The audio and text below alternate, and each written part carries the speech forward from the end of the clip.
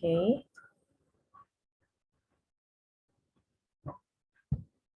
Ya, ya ini dia. Saya mau ngambil dari buku merancang dan menghitung harga paket wisata. Walaupun sebenarnya dari buku ini kita mungkin nggak sampai ke bagian menghitung, tapi kita sampai bagian menghitung ya, perhitungan. Ada perhitungan ya, PHP ya.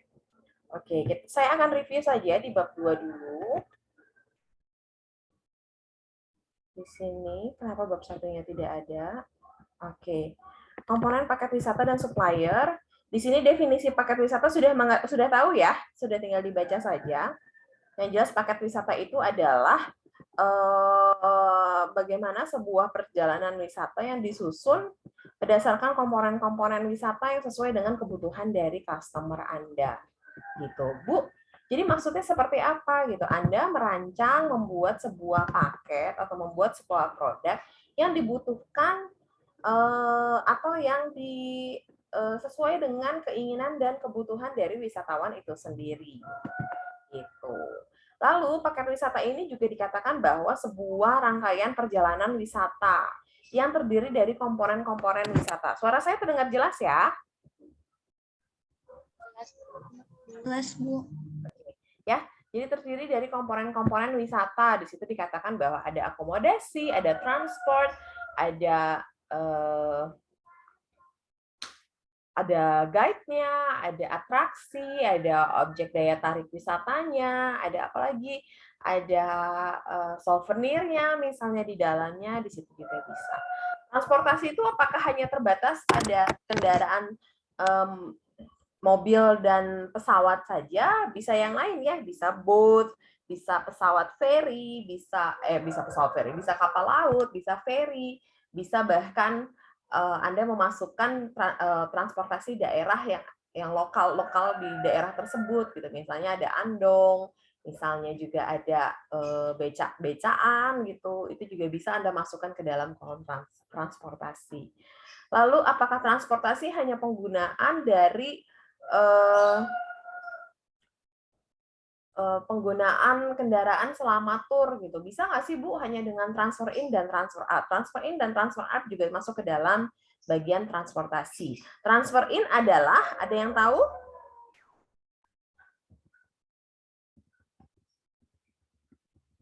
Halo?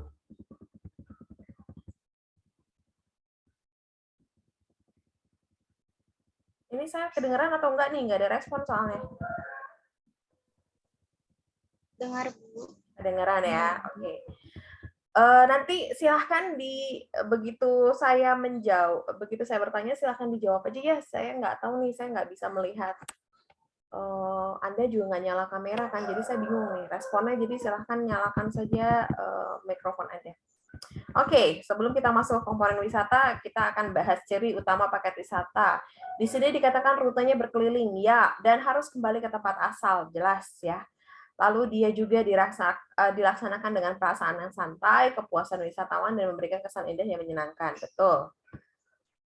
Lalu dengan kurun waktu yang ditentukan, dirangkai dari beberapa komponen yang diperlukan. Betul.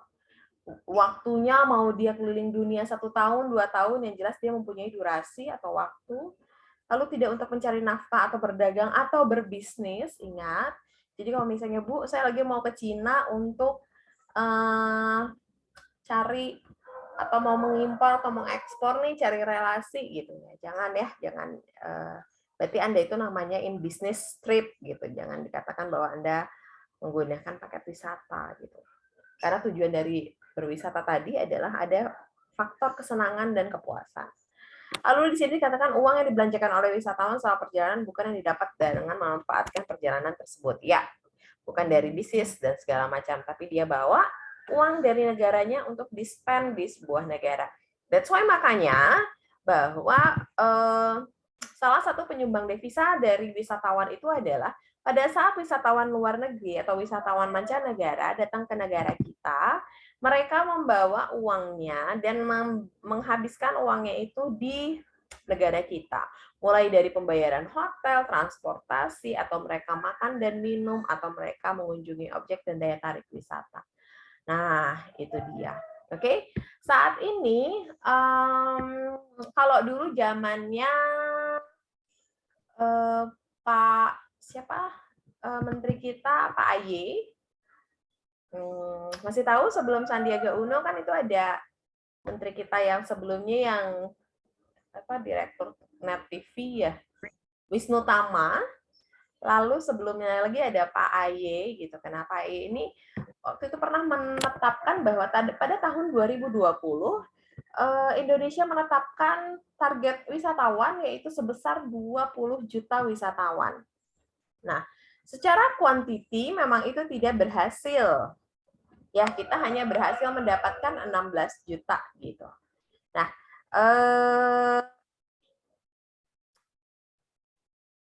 itu dilihat dari kuantiti gitu kan. Nah, saat ini di Pak Mas Menteri Sandiaga Uno, karena kita terdampak dengan pandemi, akhirnya si target yang ditetapkan oleh pemerintah adalah tidak lagi berupa kuantiti wisatawannya, kuantiti jumlah wisatawannya, tapi ke kualitinya gitu. Jadi it's okay kuantitinya berkurang, tapi dia jauh lebih spend lebih banyak. It means dia lebih ke yang berkualitas gitu loh wisatawannya. Jadi yang dikejar adalah kualitasnya, tapi yang bukan kuantitinya. Karena kita bicara tentang pandemi tidak boleh terlalu banyak dan segala macam gitu ya. Jadi kita sekarang ini fokusnya ke quality untuk meningkatkan spend money-nya wisatawan jauh lebih banyak dibandingkan kuantitas yang tadi. Oke. Dari sini sudah jelas?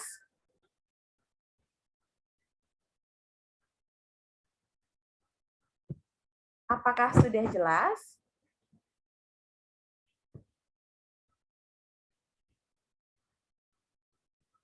Oke. Saya lanjut aja.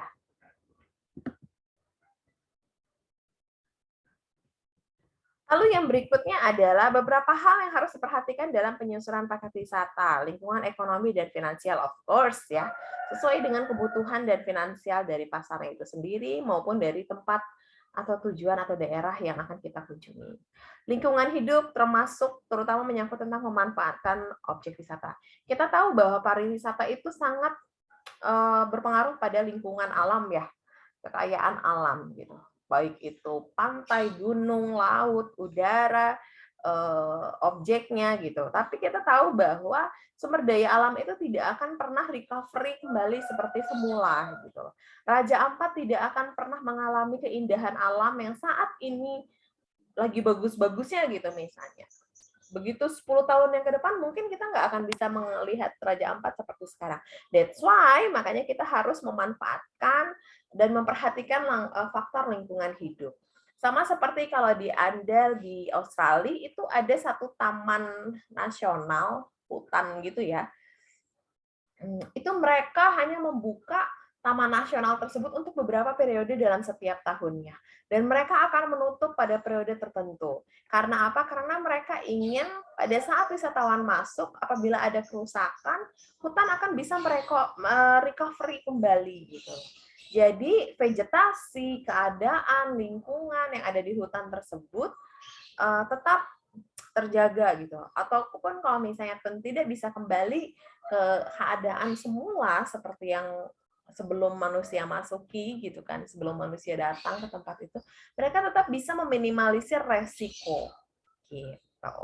Pada saat dulu Anda pergi ke Danau Toba, mungkin Anda rasakan airnya biru atau pemandangannya luar biasa, belum ada sampah, tapi begitu beberapa tahun berikutnya Anda lihat airnya sudah hijau oleh karena banyak penangkaran ikan gitu kan, kerambah-kerambah ikan dengan begitu banyaknya pelet-pelet yang meracuni air gitu kan, akhirnya airnya jadinya hijau berlumut dan kayak gimana gitu. Sampah banyak di mana-mana. Nah, itulah yang harus kita perhatikan bahwa wisatawan juga kita harus beritahu, kita harus tanamkan bahwa kita juga memperhatikan aspek lingkungan hidup, karena kita akan tetap bergantung pada lingkungan hidup. Oke, pasar dari produk, kita harus melihat gimana sih caranya, apakah pesaing kita mengeluarkan produk yang sama, paket yang sama, cara konsumennya.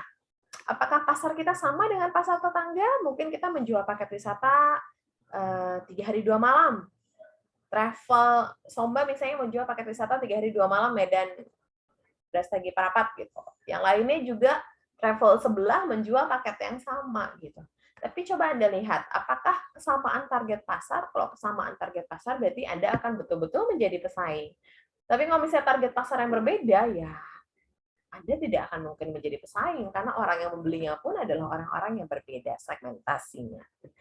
Oke, penetapan harga. Orang Indonesia, orang Asia itu sangat concern sekali dengan harga. Bahkan harga yang berbeda 5.000 aja itu akan menjadi satu hal yang memberikan perbedaan gitu. Jadi bagaimana tips dan trik untuk menetapkan sebuah harga itu juga nanti kita akan lihat bagaimana sih untuk menarik perhatian dari customer. Peralatan dan teknologi ini juga termasuk otomatis. Penyediaan fasilitas perjalanan termasuk objek wisata, ya. Semakin tinggi fasilitasnya, semakin bagus fasilitasnya, harga akan otomatis semakin tinggi. Sumber daya manusianya, baik Anda yang membuat paket wisata, baik orang pelaku wisatanya yang membawa tamu seperti guide, driver, atau yang lain, atau bahkan pada saat tamu Anda sudah berangkat melaksanakan paket wisata tersebut, bagaimana dengan hotelnya, bagaimana dengan masyarakat sekitar objek, itu juga menjadi salah satu yang harus dipertimbangkan. Ada pemerintah, terutama menyangkut aspek peraturan dan perundang-undangan. Yes. Termasuk salah satunya adalah misalnya Anda pergi ke Bali kemarin ya, waktu acara Nyepi. Di situ mereka 3 hari tidak boleh melaksanakan sesuatu. Pada saat Nyepi itu, wisatawan tidak boleh melakukan kegiatan apapun. Sehingga banyak hotel yang akhirnya menutup hotelnya dan membebaskan wisatawan untuk menggunakan fasilitasnya. Tapi tidak untuk di luar hotel. Nah, aturan-aturan daerah seperti ini Anda juga harus paham. Jangan sampai Anda menjual paket umum pada saat di sebuah daerah atau sebuah negara itu sedang atau memiliki aturan-aturan yang tidak boleh dilanggar. Oke, next.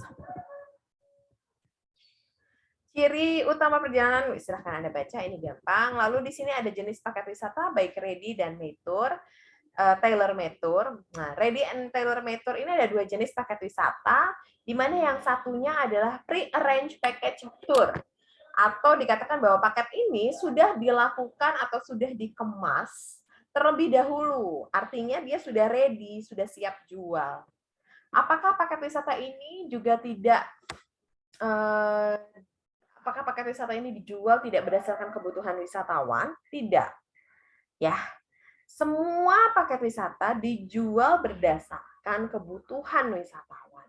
Bedanya ready made tour itu sudah dibuat terlebih dahulu paketnya.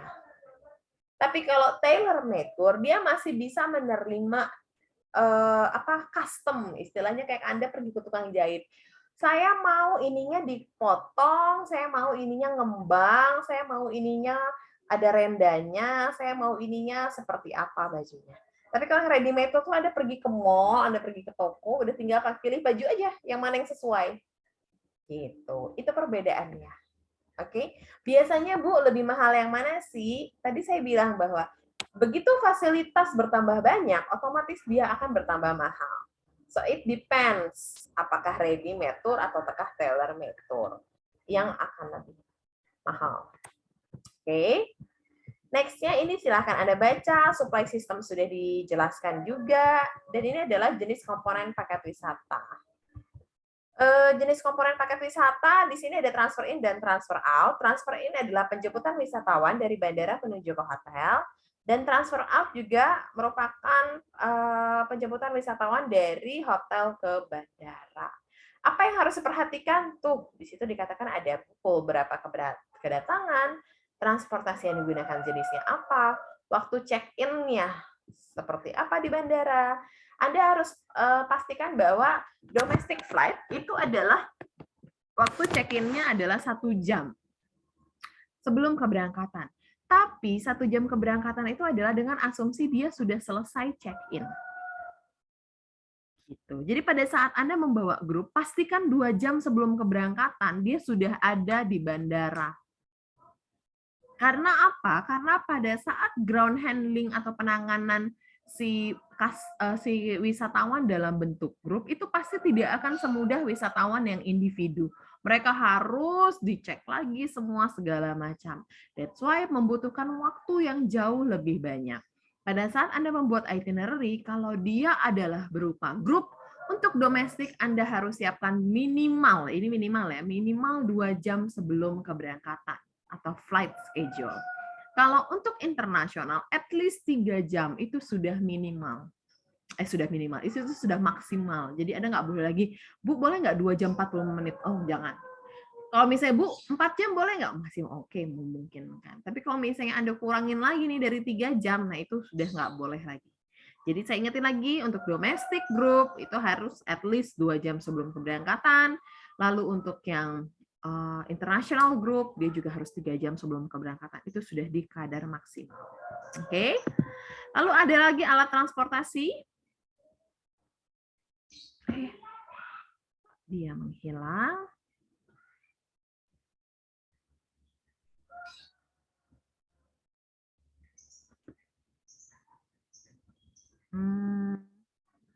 Oke, dia.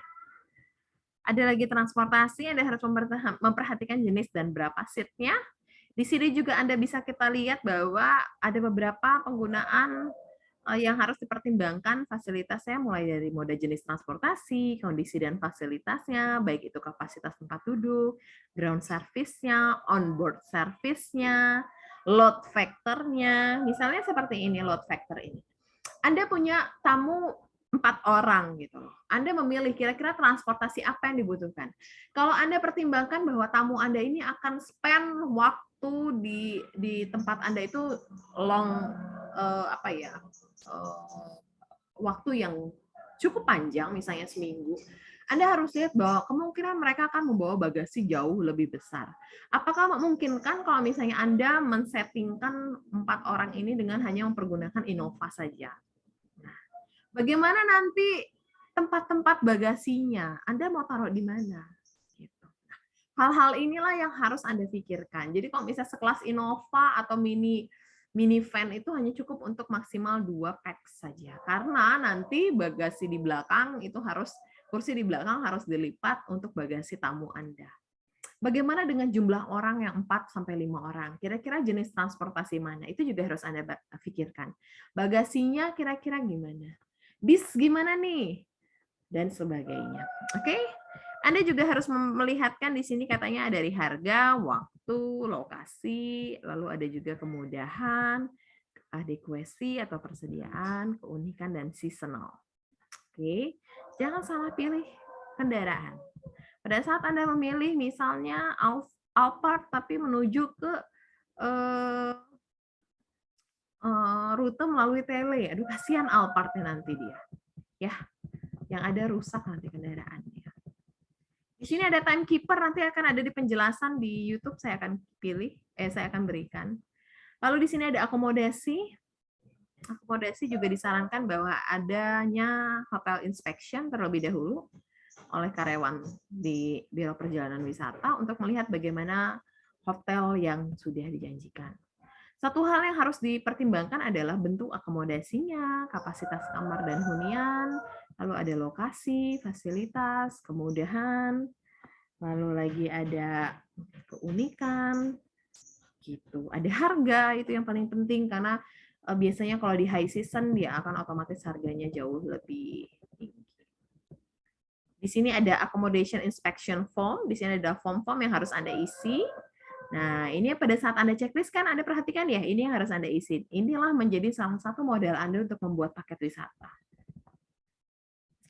Oke. Lalu di sini juga ada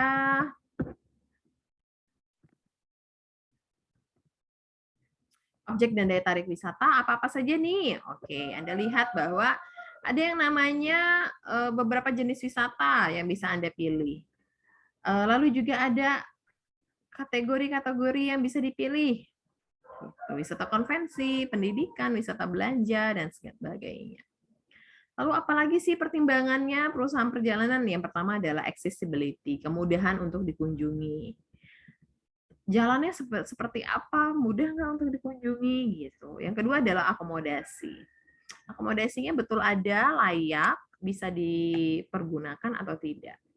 Lalu adanya kemudahan atraksi yang khas di lokasi wisata. Attraction bisa menjadi pemandangan alam atau juga culturalnya di situ. Event-event yang ada di situ.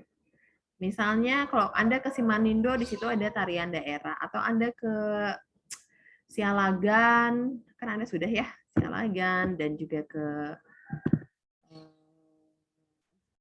Sidabutar, gitu. Itu juga ada namanya Sigale-gale. Gitu. Di sini juga ada fasilitas lain, entah itu money changer, souvenir shop, entah itu ATM, entah itu jaringan, wifi, internet, gitu, dan banyak sekali. Ada atraksi atau pertunjukan, ini yang tadi saya bilang bahwa ada cultural event, atau misalnya ada event daerah kayak ngaben, gitu, itu kan menjadi hal yang mahal ya, gitu loh. Orang belum tentu bisa melihat ngaben gitu. Kalau misalnya orang belum tentu bisa melihat tari kecak di Bali gitu. Anda memasukkan ke dalam komponen paket Anda. Di sini ada tulis objek atau report checklist atau attraction report checklist. Ini juga yang sudah Anda lakukan. Ini juga menjadi salah satu faktor penilaian dalam sebuah atraksi atau objek. Lalu di sini juga ada budaya atau adat istiadat yang bisa Anda lihat, bisa menjadi simulasi yang harus Anda bayar, yang harus Anda ikuti, atau kalau misalnya kebetulan lagi ada event yang gratis. Nah, itu kan jadi lumayan ya.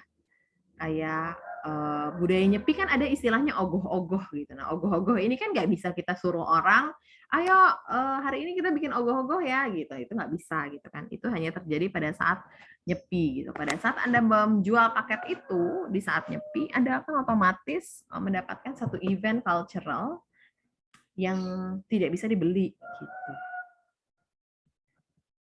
Oke.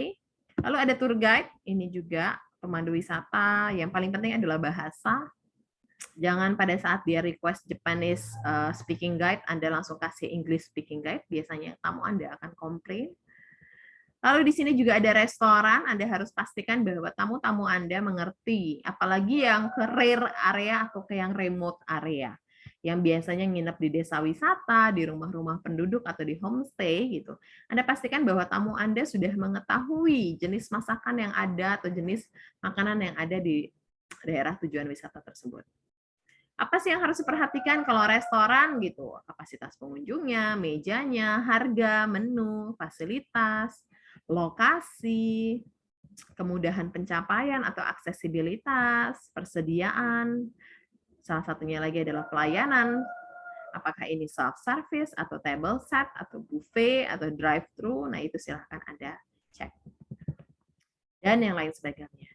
Di sini ada rest and meal stop report checklist juga yang menjadi dasar Anda untuk membuat paket wisata. Di sini ada cindera mata. Cindera mata ini juga memang kalau misalnya ditanya Medan cindera matanya apa ya? Nah, ini sangat sulit ya. Kalau Jawa Barat kita punya angklung.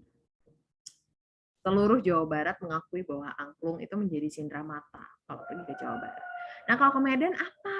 Nah, ini yang belum tahu. Kita belum punya satu suara di semua suku yang ada di Sumatera Utara bahwa satu hal ini akan bisa menjadi cindera mata khas Sumatera Utara. Nah, itu yang belum. Pada saat Anda pergi ke Tomok, ya cindera matanya ya gantungan kunci rumah adat misalnya, atau misalnya pulpen gitu kan yang khas sana. Begitu ke Istana Maimun ada gantungan kunci khas Melayu gitu kan. Begitu ke daerah Karo lagi ada lagi yang lain. Nah, inilah yang masih belum bisa. Standar dari sebuah souvenir itu adalah dia katakan bahwa dia harus bisa kecil, ringan, hendaknya ringan, kecil, awet, aman, tidak tajam, mewakili daerah tujuan wisata, lalu dia juga bisa bertahan 3-5 atau bahkan 10 tahun kemudian sehingga bisa menjadi bahan pengingat ya bagi wisatawan. Oke? Dan nanti pihak supplier juga akan diberikan pada link yang akan saya share. 1 menit 20 detik lagi, silahkan. Ada pertanyaan?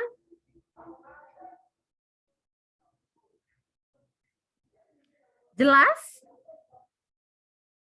Jelas ya? Berarti nanti next-nya adalah next pertemuan kita akan UTS. Silahkan Anda pelajari apa yang sudah ada. Saya akan kasih waktu dengan jelas, nggak usah khawatir. Tapi saya sangat membenci plagiarism atau copy paste. Jadi jangan dicoba.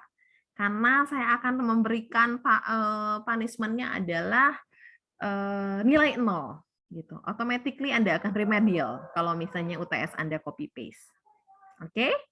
Jadi nanti saya akan kasih linknya hari ini dan juga saya akan kasih link berikutnya tentang supplier dengan negosiasi atau supplier saja mungkin biar lebih gampang. Dan bahan kita adalah sampai dengan hari ini saja untuk UTS. Oke?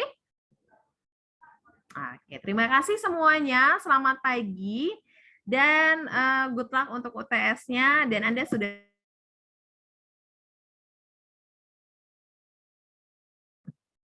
terima kasih semuanya. Anda sudah boleh leave room ini.